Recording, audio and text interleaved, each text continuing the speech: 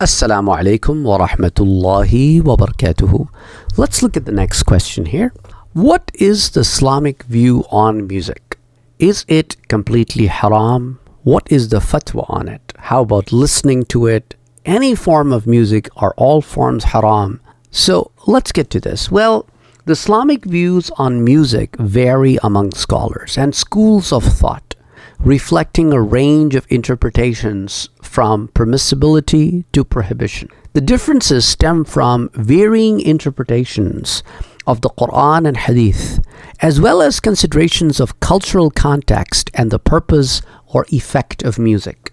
Let's look at the viewpoint where it says that it is completely prohibited. So prohibition viewpoint, which is basically haram. Some Islamic scholars and school of thought argue that music is prohibited based on several sources. They bring Quranic evidence that while the Quran does not explicitly prohibit music, some scholars interpret certain verses as implying its disapproval. For example, if you look at Surah Luqman, Allah subhanahu wa ta'ala says, "And of mankind is he who purchases idle talks to mislead others from Allah's path without knowledge, and takes it as a mockery. For such there will be a humiliating torment." So some scholars interpret the words idle talk as lahw al-hadith. Lahw al-hadith is inclusive of music and singing and other things which are a waste of time. And when we look at the hadith evidence, a few hadith are cited to support the prohibition of music. For example, in Sahih al-Bukhari, Prophet Muhammad sallallahu alaihi wasallam is reported to have said that there will be among my followers people who will consider as permissible illegal sexual intercourse, the wearing of silk, the drinking of the alcoholic drinks, and the use of musical instruments. This hadith is often used to argue that musical instruments are forbidden. Scholars such as Ibn Taymiyyah and Imam al-Ghazali held that music leads to moral corruption and distraction from religious obligation. For those people who say or talk about the permissibility viewpoint, which are the scholars and school of thoughts that hold the music can be permissible, particularly if it adheres to certain guidelines. They also do not consider it openly permissible, but they bring some guidelines. So first of all, one of the things that they bring forth is the type of music. So permissible music is often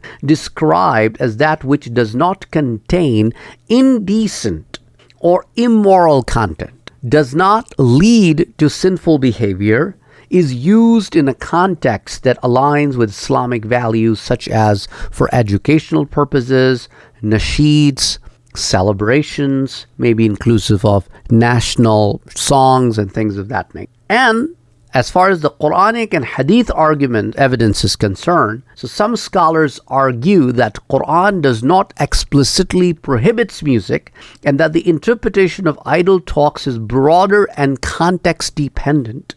And the permissibility of singing is supported by instances where the Prophet ﷺ allowed it and even encouraged it on joyful occasions, but not the kind of music that will be indecent, immoral, has sinful behavior. All of that is completely prohibited to all walks of or all kind of scholars. So that permissibility is there in some context. For example, the songs that may be sung or the nasheeds that will be sung to bring the morale of the soldiers high, or some singing that may be done within the boundaries of the house for celebration purposes, like for weddings of that nature. In Sahih al-Bukhari, the Prophet ﷺ allowed singing and playing of tambourines by young girls during Eid celebration. And Imam Ghazali, in his earlier work, stated, as I told you, in his stricter interpretations rather, held that music leads to moral corruption and distraction from religious obligations, but in his later work argued that music and singing can have a positive spiritual impact if they encourage good behavior and do not lead to sinful activity. And Imam Malik and others permitted certain types of music, particularly if it is uplifting and serves a beneficial purpose. Many contemporary scholars, if you look at the contextual and balanced viewpoint, so many contemporary scholars adopt a balanced approach, acknowledging that music itself is not inherently haram, but its permissibility depends on the context, content, and effect on the listener. Music that promotes immoral behavior, distracts from religious duties, or contains inappropriate content is discouraged. Music used for educational purposes, religious nasheeds, or celebrations such as weddings is generally considered permissible. Well, I spoke to you about cultural influence earlier today. So cultural context plays a significant role in shaping views on music within the Muslim communities. In some regions, music is deeply integrated into cultural and religious practices, while in others, it is viewed with suspicion or outright prohibited.